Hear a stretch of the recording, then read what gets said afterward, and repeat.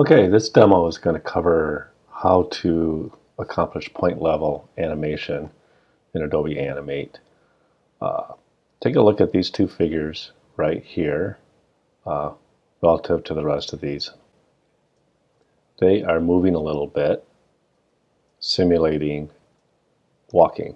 The rest of them are not. That's because I went in and did some point level animation on those two characters.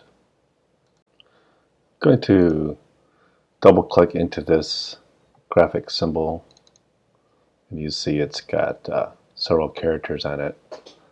This timeline is 26 frames long because the animation inside of it is 26 frames long, and that's critical for the animation to play on the main timeline. I have two groups here. I'm going to click on this one. That's where the animation is, and you can see them moving. I'll zoom in just a little bit, get my sub-selection tool.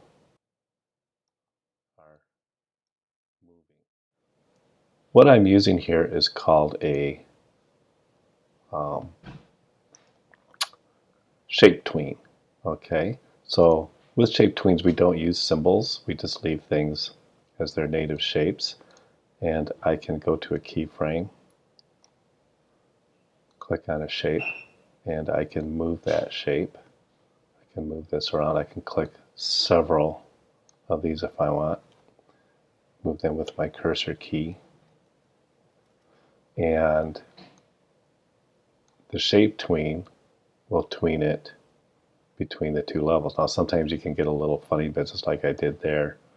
If you move the shapes in a funny way there, I just corrected it. And that is point level animation. This came in really handy here because I wanted to move this part of the shape out here, but since it had to match up to this character there, I didn't want any of these points to move. So that way I was able to do a very precise piece of animation only in the areas where I wanted them and not in the areas where I didn't want them.